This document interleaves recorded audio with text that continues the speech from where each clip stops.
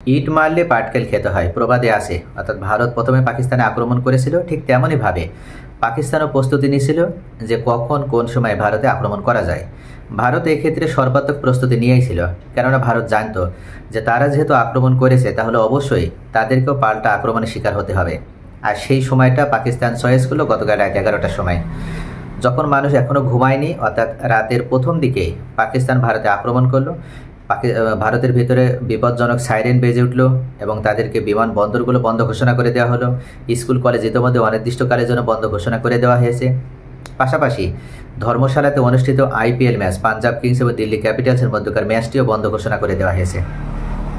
এবং পরবর্তীতে দেখা গিয়েছে যে পাকিস্তানের এই আক্রমণে ভারতের পাঞ্জাব, রাজস্থান এবং জম্মু কাশ্মীরের বিভিন্ন জায়গা ক্ষতিগ্রস্ত হয়েছে। এবং জম্মুতে ভারতের একটি বিমান ঘাঁটিতেও পাকিস্তানের ক্ষেপণাস্ত্র হামলা হয়েছে। ভারতের পক্ষ থেকে দাবি করা হচ্ছে যে পাকিস্তান যে টার্গেটগুলোয় তারা হামলা চালাতে চেয়েছিল তারা শতভাগ সফল হয়নি, কেননা ভারতের প্রতিরক্ষা সিস্টেম, ভারতের আকাশ প্রতিরক্ষা ব্যবস্থা অত্যন্ত স্ট্রং ছিল এবং তারা সবসময় সতর্ক অবস্থায় ছিল, যার কারণে পাকিস্তানেরই ক্ষয়ক্ষতি হয়েছে বেশি। ভারতের পক্ষ থেকে বলা হচ্ছে যে এই আক্রমণে অংশ নেওয়া F-16 যুদ্ধ বিমানের 2টা যুদ্ধ বিমান ভারত ভূপাতিত করেছে এবং এই 2টা যুদ্ধ বিমানে থাকা পাইলটদেরকে ভারত গ্রেপ্তার করেছে। এবং এই ঘটনার পরপরই গতকাল রাত্রেই ভারতের নৌবাহিনী করাচি নৌবন্দরে হামলা চালিয়েছে। শুধু তাই নয়, ইতিমধ্যে পাকিস্তান থেকে ভারতের বিভিন্ন জায়গায় যে ড্রোন হামলা করেছিল তার মধ্যে 16টি ড্রোন তারা ভূপাতিত করেছে।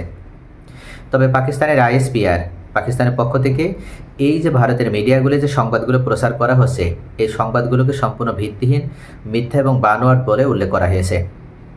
পাকিস্তানের পক্ষ থেকে বলা হয়েছে যে পাকিস্তান এখনও পর্যন্ত আন্তর্জাতিক সীমানা বের হয়ে তারা কোনো ধরনের কোনো বিমান হামলা পরিচালনা করেনি। অর্থাৎ F-16 যুদ্ধ বিমান ব্যবহার করা তো দূরের কথা, তারা এখন পর্যন্ত লাইন অফ কন্ট্রোল পার হয়ে ভারতের অভ্যন্তরে কোনো হামলা চালায়নি। তবে তারা ক্ষেপণাস্ত্র হামলার কথা স্বীকার করেছে, কিন্তু বিমান হামলার কথা অস্বীকার করেছে। এবং করাচি বন্দরে যে ভারত হামলা করেছে এটাও পাকিস্তানের পক্ষ থেকে অস্বীকার করা হয়েছে। মূলত পাকিস্তানের পক্ষ থেকে বলা হচ্ছে যে ভারত তাদের অভ্যন্তরে বিভিন্ন ধরনের মিথ্যা সংবাদ প্রচার করছে এবং এটার মাধ্যমে জনগণকে খেপিয়ে তুলছে।